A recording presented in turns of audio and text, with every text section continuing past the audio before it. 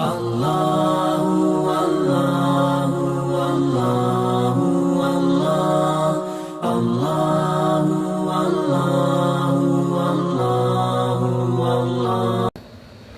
Bismillahirrahmanirrahim. Assalamualaikum warahmatullahi wabarakatuh.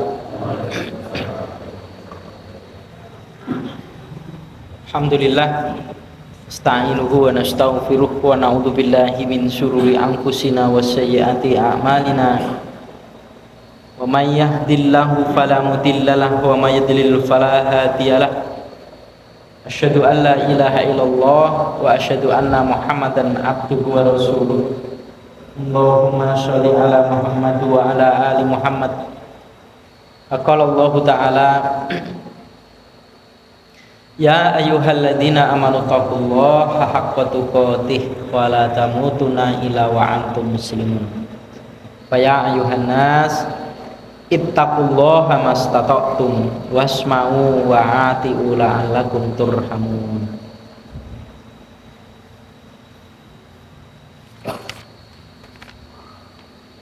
Bab fadli bukai min khosyatillahi ta'ala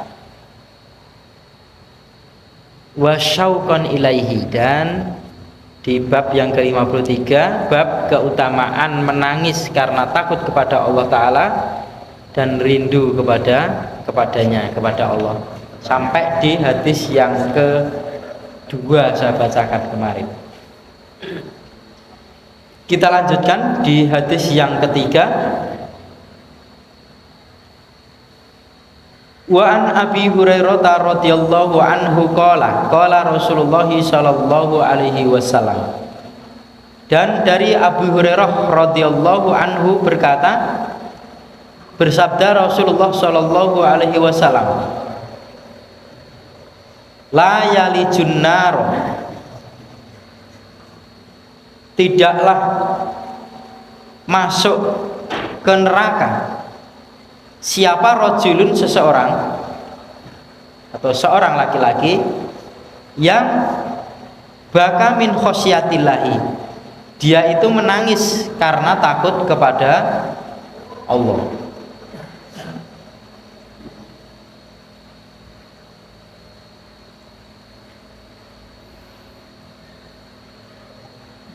Hatta yauda, sehingga kembali alabanu, susu, fitur ibadah teteknya, walayajtami'u, dan tidaklah berkumpul, hubarun fi sabilillahi, orang yang berdebu di jalan Allah, wa dukhanul jahannama, dan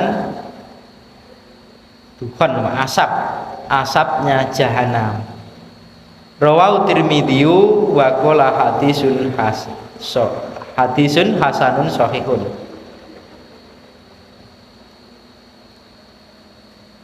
Tidaklah masuk neraka seseorang itu ya, dikarenakan dia itu takut kepada Allah Ta'ala sampai menjadikan dia itu menangis ya, menangis karena takut kepada siksaan Allah Ta'ala.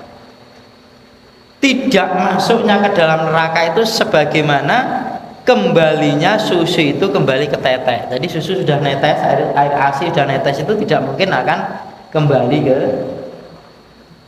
ke dalam lagi.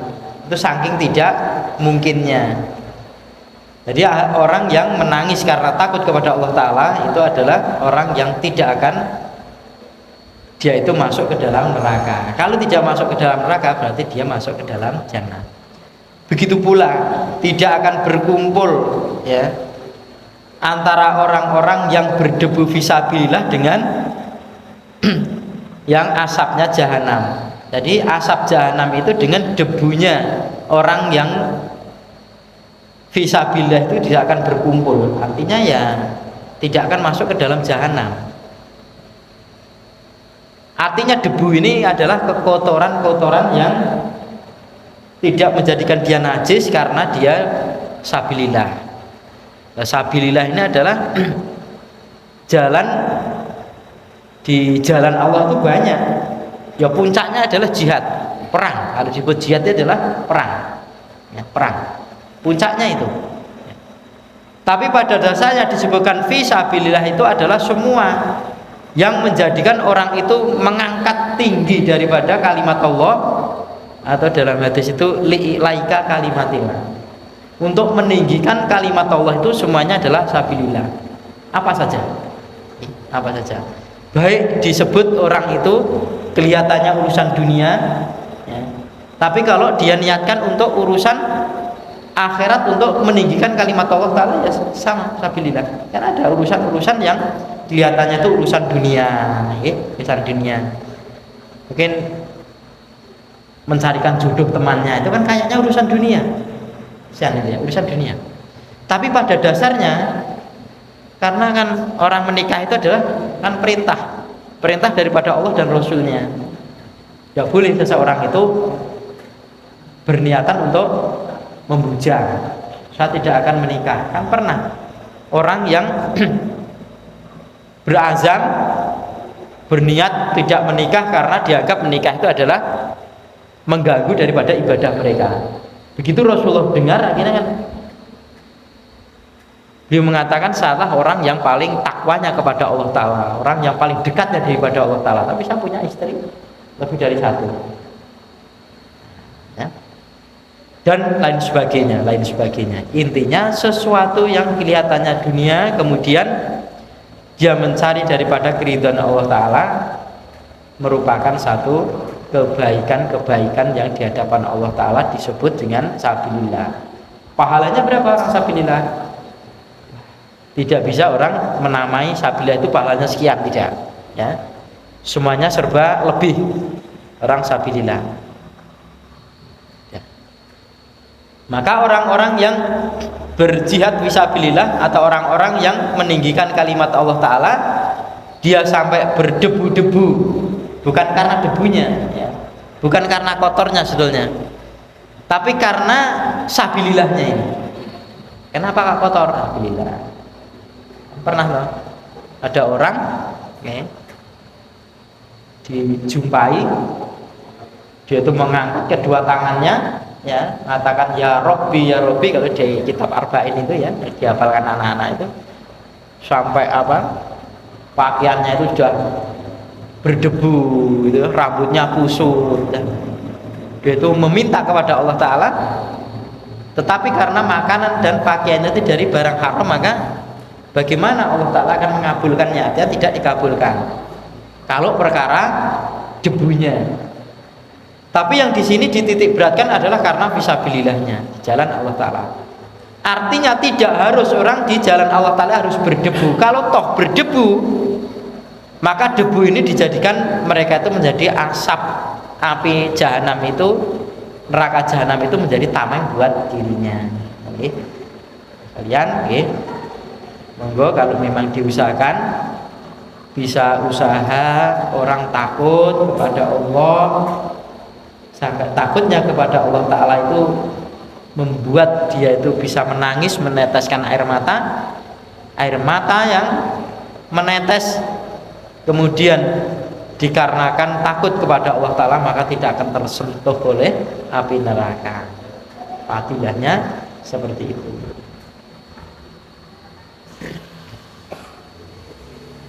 Hadis yang keempat, wa anhu, dan darinya, dari Abu Hurairah radhiyallahu anhu, qala berkata, qala Rasulullah sallallahu alaihi wasallam, bersabda Rasulullah sallallahu alaihi wasallam, sab'atun yudhilluhumullahu fi dhillihi yauma la dhilla illa dhillu.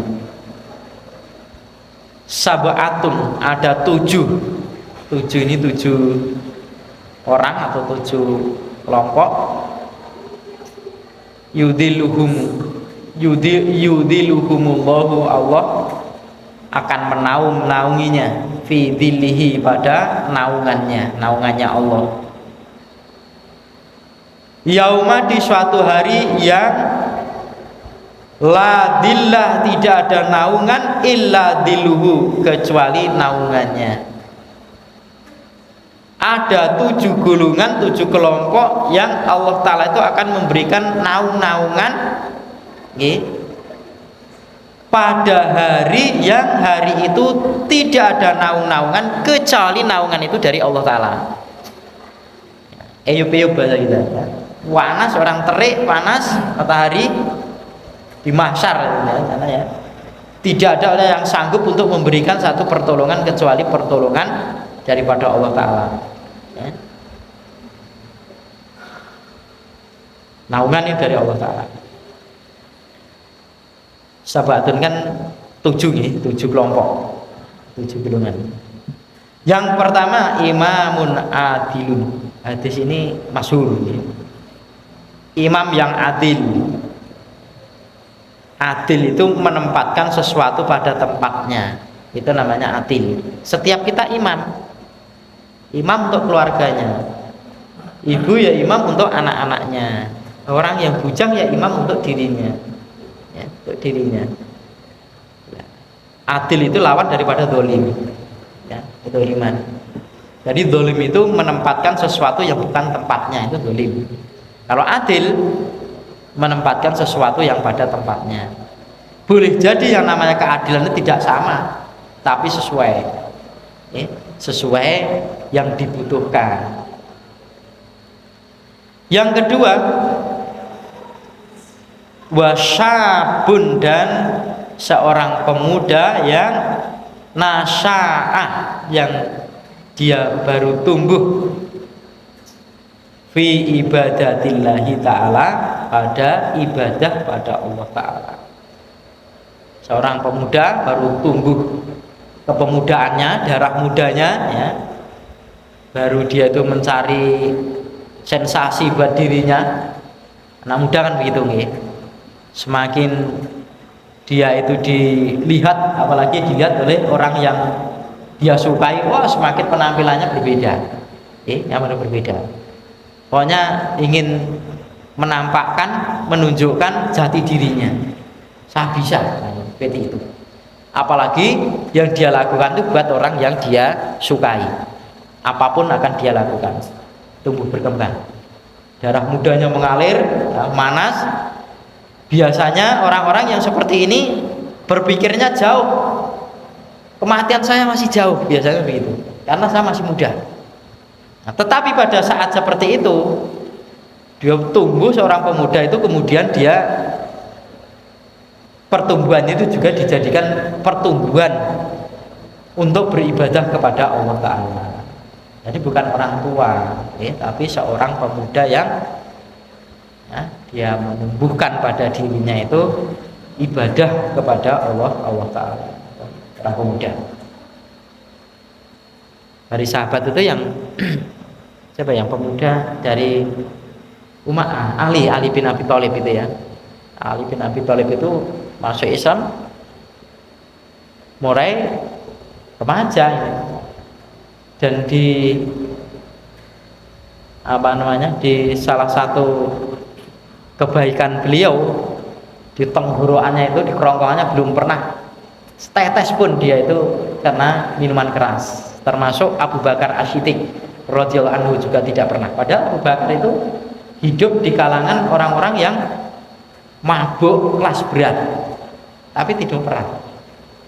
Beda dengan Umar bin Khattab ketika masih jahiliyah, wah masya Allah, atau sahabat-sahabat yang lainnya tidak pernah. Kemudian warajulun, dan seseorang yang qalbuhu, hatinya mu'allakun, hatinya itu tergantung fil masajidi, pada masjid. Jadi seseorang yang hatinya itu tergantung kepada masjid itu bukan dia di masjid terus, betul-betul tidak. Jadi bagaimana dia itu berbuat sesuatu itu tidak ketinggalan dengan kegiatan yang ada dalam masjid. Kalau sini mungkin kegiatannya apa, atau dia kerja ngatur sendiri bagaimana supaya tidak ketinggalan sholat jamaahnya. Misalkan kalau mungkin sini berani memapangkan satu masjidnya masjid jami umpamanya itu ya masjid jami artinya dibuat satu jamaah, satu perkumpulan untuk salat jamaah itu. Maka dia bisa-bisakan dia bekerja itu ngepas ke. Nah, kalau dulu jadi imam-imam sekarang jadi imam tetap di Ciman itu ya, imam rawatib itu ketika saya belum bujang itu kalau jam 2 siang itu beliau ke masjid terus pasti bikin acara. Dulu acaranya sekak sekak gak usah sekak kakek ngoten masa jangan saya itu udah sekak kita ingin sepele lah. Kemudian ada tamu dari Wonogiri, teman dia juga mau timbang sekak mbak anggur ngaji lah ngoten lho timbang sok nang masjid sekak lah dulu kan padahal nggih mun mainan. Nah dia ini bentar jawabannya lah kok dijak ngaji jak nang masjid wae angel kok jak ngaji lah itu loh. Nah ternyata orang sekak itu karena kan pemuda-muda seneng diajari loh. Sebelum saya dulu kan tidak bisa diajari. Tujuannya dan jual ke masjid itu supaya nanti setelah selesai sekak itu asar di masjid lah, misalnya di masjid gitu. Oh tujuannya lah orang kan melihatnya cuma sekaki nggak pakai duit itu, nggak pakai duit. Tujuannya di awal-awal dakwah beliau seperti itu. Saniki nggih mboten. Bahkan ketika sudah apa namanya sudah pada ngaji semuanya itu beliau itu berfatwa dulu itu ya. Ini fatwa di beliau 2:30 kok berangkat nang alas makruh katanya. Nah soalnya asarnya jam 3:10 katanya saat itu jam 10 kamu sudah pasti ketinggalan. Nah, sana mau tinggal sebentar mbok ya di rumah dulu sholat asar kemudian nanti baru ke masjid karena beliau berani. Ini masjid ini masjid jami, tempat saya masjid jami sampai sekarang. Kalau sekarang udah apa namanya metode dakwah seperti itu sudah ditinggalkan. Dulu sekak tidak lama ketika orang-orang sudah bisa sekak terus kemudian berjalan sholat jamaah ya dia tinggalkan. Dia tidak ada lagi, ditarik lagi semuanya. Sekarang itu semuanya ditarik. Wong cuman untuk itu saja. Ya, pintar juga seperti itu. Oke. Hatinya itu ke masjid itu bagaimana supaya apa yang ada dalam kegiatan-kegiatan masjid itu tidak tertinggal. Nah, kan orang sering mas saya sampaikan orang lagi bangun masjid jangan sampai masjid itu jadi terus kita tidak berkecimpung apa-apa di situ, nggak ada jariah di situ. Malah orang-orang jauh punya duit kemudian dia menginfakkan untuk pembangunan masjid itu. Lah kamu yang dekat iso ngopo? Nggak punya duit kan bisa tenaga. Masa masjid jadi tahu-tahu jadi malah bangga. Wah, sarange wae malah jadi. Lah kamu berperan apa di situ di hadapan Allah Taala? Masjid itu dan sebagainya. Ya, hatinya terpaut dengan masjid. Tergantung dia itu di masjid. Warajulani dan 2 orang laki-laki yang tahabba keduanya itu saling mencintai fillahi pada Allah. Ijtama'a alaihi keduanya itu berkumpul alaihi atas nama Allah wa tafarraqa dan keduanya itu berpisah alaihi karena Allah. Nah, seperti ini loh Pak, ini kan berkumpul karena urusan Allah Ta'ala. Kenapa hari ini kok berkumpul di sini? Lah karena mengaji lah kok terus lah selesai kok terus kemudian kumpul dengan keluarganya atau mungkin dengan acara yang lain ya. Orang beriman itu istirahatnya kan bukan leha-leha. Fa idza faraqta fansab wa ila rabbika farghab. Ya, kembali satu dengan perbuatan yang lain yang bentuk ibadah. Sama-sama berdapat pahala cuman bentuknya berbeda dan tempatnya berbeda. Jazakumullah khairan. Kumpul sama keluarga itu kan berpahala juga, ya berpahala juga. Maka jangan sampai namanya orang beriman itu tidak ada sesuatu yang tidak berpahala. Jangankan kok menyenangkan istri atau istri menyenangkan suami atau mendidik anak. Lah orang kencing saja diganjar, kencing. Kalau dia tahu ilmunya. Orang berak saja diganjar oleh Allah Ta'ala kalau dia ngerti ilmunya. Dia masuk ke kamar WC itu kaki kiri dulu gitu ya. Sebelumnya berdoa dulu. Jadi sering orang itu memikirkan, terutama bapak-bapak nih, terutama seorang laki-laki. Laki-laki itu kalau diajak untuk berpikir sesuatu yang jelimet kecil-kecil biasanya tidak telaten. Berbeda dengan ibu-ibu, perempuan telaten ini. Pikirannya itu barang yang besar-besar. Maka kalau urusan pakai sendal kaki yang kanan dulu kadang-kadang terlupakan. Nyopot yang kiri dulu terlupakan. Pakai baju itu yang kanan dulu lengannya itu ya. Sisiran itu yang kanan dulu, baru yang kiri dulu. Itu terlupakan yang kecil-kecil. Karena itu berpahala. Meskipun biasa nih bapak-bapak atau laki-laki itu saya sendiri juga sering mengabaikan barang sesuatu yang kecil. Urusan-urusan yang kecil-kecil itu biasanya kan yang telaten itu ibu-ibu gitu. Urusan ngepel, mungkin nyapu itu barang kecil. Meskipun bapak-bapak atau suami ini longgar, kadang-kadang tidak mau membantu istri. Karena dulu ya masih anak-anak masih kecil, sekarang kan mendingan nih. Kalau hari Selasa hari ngaji, nah, istri kan sering sambat, kok tidak berangkat ngaji, izin dari ngajinya kok izin. Wah ternyata bersih-bersih rumah belum selesai, nyuci belum selesai, ya sudah. Dulu hari Selasa itu fokus di rumah membantu istri biar nanti habak dadur bisa ngaji kan gitu. Dulu ya. Bagaimana caranya bisa bekerja sama yang baik. Karena kan mulang dewe ya ora iso. Dan itu saya pernah praktekkan juga. Habis subuh itu ngajar istri. Istri diajar. Dan itu saya lakukan ketika pengantin baru belum punya anak. Karena istri saya dulu murid saya lah loh. Jadi ngerampung bulu marom selesai ketika saya sudah saya ambil istri itu diselesaikan. Terus ada satu dua yang ikut atau ngaji. Kemudian dia pada subuh, karena ada yang ikut, artinya pada maghrib ini. Ada satu dua ibu-ibu yang ikut. Akhirnya udah banyak-banyak, kemudian dipindahkan ke masjid.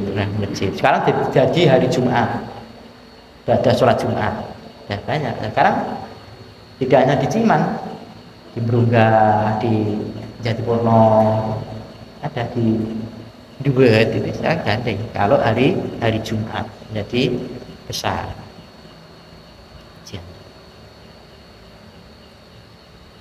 Nah biasanya kalau mengajar istri ya berbeda dengan diajar oleh orang lain. Saya sendiri juga begitu. Kurang wibawa, kurang wibawaan. Orang lain maka titipkan di tempat pengajian. Rasa ngandani dikandani wong liya. Kan sering kita yang memberi nasihat sering disepelekan. Tapi kalau diberi nasihat orang lain, kan sering istri kita sama kita tidak bosok, tapi sama orang lain bosok. Keliruna ngoten. Kelirunya kan di situ. Sama suaminya ra bosok, sama orang lain bosok. Dan itu rahasia umum. Anak juga begitu. Menghormati orang tua orang lain luar biasa, tapi menghormati bapak ibunya sendiri malah tidak. Guru ngaji juga begitu, ngajar kepada orang lain, masya Allah gitu ya. Tapi kepada anak istri kita sendiri juga kayaknya, padahal tanggung jawab kita. Istri kita masuk neraka itu bukan orang lain, bukan salah ustadz kaya tidak, salah guru ngaji tidak, karena dari suami kita. Kita semuanya berusaha. Ini berkumpul karena Allah Ta'ala, kemudian berpisah juga karena Allah Ta'ala. Urusan bukan yang lain. Warajulun, dan seseorang yang da'athu, seorang laki-laki yang da'athu, yang memanggilnya siapa? Imra'atun, seorang perempuan yang datu mansibin, yang perempuan tadi mempunyai nasab ini keturunan yang baik, yang dimaksud wajah malin, dan punya kecantikan. Qala, berkata rajulun, berkata seorang laki-laki, Inni akhafullah, sesungguhnya aku itu takut kepada Allah. Ini yang berhubungan dengan berat nih. Wong lanang biasanya ngajak nih dijak nih malah pegang. Sugih terus punya keturunan orang yang berwibawa dari darah biru, wayu sisan. Jak maksiat, aku wedi karo Allah. Lah ngoten. Sakniki tesih enten apa mboten? Nek dulu ada. Hadisnya ada nih ya ada. Saya yakin sampai hari kiamat tetap ada. Cuman kita tidak tahu saja. Pasti ada. Orang-orang yang istimewa itu ada. Tapi nggih niku persenannya sedikit. Rata-rata ya itu mah. Yang biasanya ini kan luar biasa, maka mendapatkan satu perlindungan di hadapan Allah Ta'ala, dapat naung-naungan dari Allah Ta'ala. Warajulun, dan seseorang yang tasodakoh, dia bersodakoh bisodakotin dengan satu sodakoh, fa'ahfaha, maka dia menyembunyikan, hatta sehingga la ta'lama, tidaklah mengetahui shimaluhu, kirinya, ma tungfiku, apa yang diinfakkan yaminu, kanannya. Jadi seseorang yang bersedekah dengan cara sembunyi-sembunyi, dan ini caranya lebih baik, ya, sembunyi-sembunyi itu, sampai apa yang dilakukan oleh apa kesembunyian tadi, tangan kirinya itu sampai tidak mengetahui apa yang dilakukan oleh tangan kanannya, kan dekat, ngerti. Jadi berbuat sendiri, tidak kerjasama tangan. Ini hanya gambaran, bukan tangan, tapi saking dekatnya, orang yang dekat tidak mengetahui karena saking sembunyi-sembunyinya. Pernah saya ceritakan ya dulu, terjadi di Lambanggu sana. Ada orang yang suaminya sampai sekarang belum menikah. Suaminya meninggal, kemudian setiap pagi hari si janda ini mau sholat jamaah dekat masjid, ya, ke masjid. Begitu buka pintu sudah pasti ada sayur komplit, kadang ada beras, dan itu bukan bulanan, bertahun-tahun ada, hampir, bukan tiap pagi tapi hampir tiap pagi itu pasti ada, pasti ada. Dan dia juga pokoknya datang masukkan, tidak pernah. Sopo dia pernah tanya, sopo saya tidak tanya. Barulah ada kabar layu seorang laki-laki yang meninggal dunia. Setelah itu beberapa minggu tidak ada. Berarti orang tadi, oh berarti Pak Kai yang ngasih itu, baru diketahui. Ya. Sekarang wallahu a'lam, apa ada penggantinya apa enggak? Yang saya ketahui masih ada itu beras. Ya, beras. Kalau beras itu di masjid teman-teman itu banyak.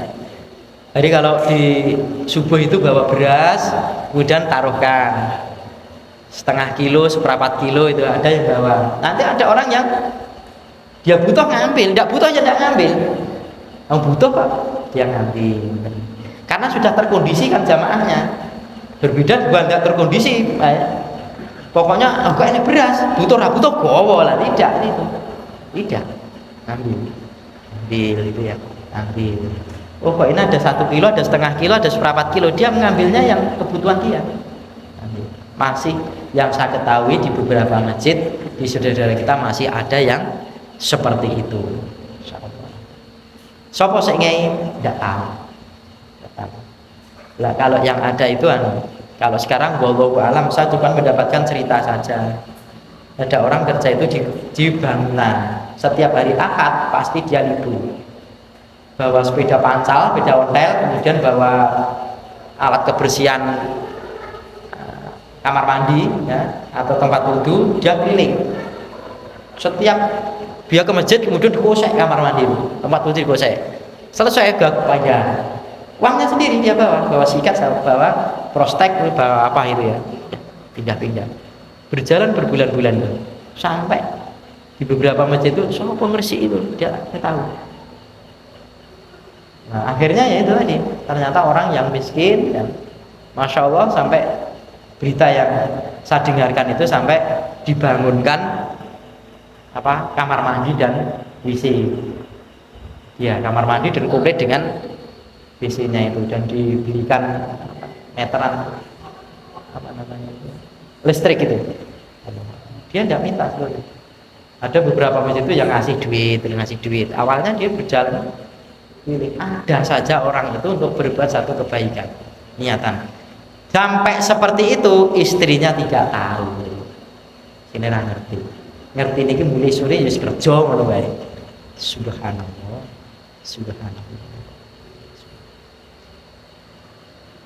Nek soal tadi nggih hatinya tergantung di masjid tadi. Sekarang masih hidup, orangnya masih hidup. Nah, yang saya tahu itu kok orang itu di masjid saja itu. Boten kundur to tat. Mulih nanti to. Saurane ngoten niku. Lah mulih nanti to. Seperti itu seperti. Tapi ini orangnya kaya, punya apa namanya? Punya rakyat. Seperti Pak Narto pernah belanja kainnya itu di Ngruki itu. Nanti Lenggana. Dulu saya pernah kerjasama, jual pakaiannya, pokoknya suruh bawa dulu. Lah makanya mboten telas pripun tat balik sing laku wae jiku obati. Dan itu dihadiahi dulu ini buat kamu. Satu kali dia. Nah itu enggak, Masya Allah orang di Ngruki sana. Orang ini karena sudah perusahaan sudah ada yang menjalankan, dia itu butuh ngoten niku. Nah, pun Masya Allah. Subhanallah. Orang-orang kaya tapi dia tidak diperbudak oleh hartanya, tetapi dia menguasai hartanya. Bab sedekah. Wa rajulun, dan seseorang yang dzakarallaha, dia itu ingat kepada Allah kholian, dalam keadaan sunyi, fafadot, maka melelehlah ainahu, kedua matanya, artinya air matanya meleleh. Bisbisbi gitu ya, nyepi ini yang lebih tepat adalah sepertiga akhir malam. Waktu yang sunyi, semua hamba Allah tidur kebanyakan, kemudian dia lapor kepada Allah Ta'ala, tidak terganggu, kemudian tidak terasa air mata dia keluar. Masya Allah. Nah, 7 golongan inilah yang dijamin oleh Allah Ta'ala akan mendapatkan naung-naungan besok di mahsyar sana, ketika tidak ada naungan sama sekali kecuali naungan itu dari Allah Ta'ala. Siapa saja? Bukan orang Arab, bukan orang Indonesia, bukan orang Jawa, bukan, semua punya hak yang sama. Kan la fadla Arabin ala jamiin, tidak ada keutamaan orang Arab atas orang Jami, orang ajam, orang di luar Arab, ila bitaqwallah ta'ala, kecuali dengan ketakwaannya kepada Allah Ta'ala. Tidak ada perbedaannya kalau dia itu meskipun orang dari suku manapun, bangsa manapun, kalau dia bertakwa Allah Ta'ala, apa yang difirmankan oleh Allah Ta'ala itu, inna akramakum indallahi atqakum. Nah, dari sekian banyak ini 7 kelompok ini, kita yang mana, di bagian mana? Apa lepas semua? Saya tidak ada. Nah, terus mau yang apa? Yang mana itu? Kayak siapa itu? Abu Bakar As-Siddiq radhiyallahu anhu itu. Ketika Rasulullah SAW bertanya, siapa yang hari ini tadi sudah menjenguk orang sakit? Saya ya Rasulullah. Abu Bakar As-Siddiq. Siapa yang hari ini tadi sudah bersedekah? Saya ya Rasulullah. Abu Bakar As-Siddiq lagi. Masya Allah. Siapa yang hari ini berpuasa? Saya. Semuanya. Suatu ketika Rasulullah SAW menganjurkan supaya bersedekah sekemampuan yang ada, Umar bin Khattab itu membawa sak warung daripada kurma berat. Dia menyangka, oh kalau hari ini saya mengimbangi lebih banyak saya infak saya dibandingkan dengan Abu Bakar As-Siddiq katanya. Lah Abu Bakar cuma bawa satu kresek kecil gitu ya. Ya. Rasulullah tanya, gitu ya. Di rumah masih ada kurma yang seperti yang kamu bawa ini wahai Umar bin Khattab? Masih ada ya Rasulullah untuk keluarga. Tapi lebih banyak yang saya bawa sini. Kemudian si Abu Bakar As-Siddiq yang bawa sedikit tadi, ya Abu Bakar, di rumah masih ada kurma yang seperti yang kamu bawa. Oh, tidak ada ya Rasulullah. Semuanya saya bawa. Nah, akhirnya kan sedikit tapi ternyata menguras semua harta bendanya yang di rumah. Ini bawa banyak ternyata masih menyisakan harta bendanya yang di sana. Kalau orang lain tidak boleh. Kalau Abu Bakar As-Siddiq boleh. Kita kan menginfakkan paling banyak kan sepertiga daripada harta kita. Kenapa tidak boleh lah? Kita bukan Umar, bukan Abu Bakar. Umar saja tidak diizinkan. Masing-masing orang itu punya kelebihan dan punya keutamaan sendiri-sendiri. Dan orang itu akan masuk ke dalam jannah dari arah mana, dari amalan apa yang dijadikan dia itu amalan yang khusus untuk bisa masuk ke dalam jannah juga berbeda-beda. Makanya ada 7. Ini kita bagian yang mana? Oh, bagian sing rekoso mau dijak wong wedok ayu sugih anake wong pangkat terus aku wedi dosa yo. Ya abot. Nah, biasanya seorang laki-laki pengapesane ning kono kuwi. Pengapesane itu ya.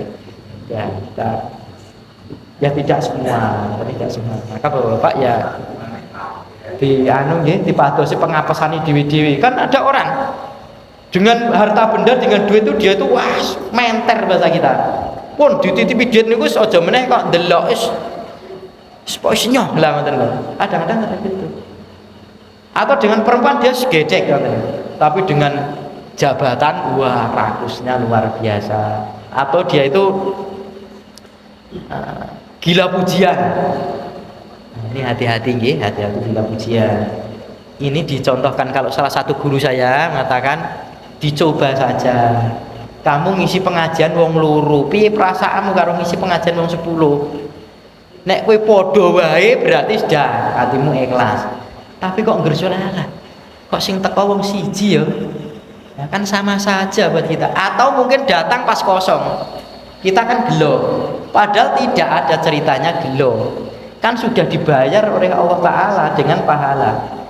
Yang penting kan keniatan dan usahanya kan seperti itu. Kenapa gelo? Dan tidak ada yang datang kan mereka yang rugi lah. Yang rugi mereka kok kamu yang gelo toh. Ini kalau salah satu dari diri saya. Nah, sampai sekarang di diri belah sana itu katanya sudah 5 tahun itu 3 orang. Muridnya telu dilakoni kosolo ning diri belah. Malam. Sangu sekul. Jadi habis asar datang itu bawa nasi sendiri ngoten nggih. Rasane kan enten jamin. Nah, dulu bawa nasi sendiri. Betul. Sekarang katanya sudah diambil, dipinarake kalian murid ini. 5 tahun itu 3 orang dijalani. Masya Allah. Nah sekarang mungkin sudah banyak. Itu dulu katanya si pelatih ini 3 orang. Subhanallah. Orang nyandak, nopo sih betul nyandak. Nyandak banget. Masya Allah. Sekalian ya. Mungkin ini yang saya sampaikan kalau hari ini. Aku lihat astagfirullahaladzim. Alhamdulillahirabbil alamin. Assalamualaikum warahmatullahi wabarakatuh.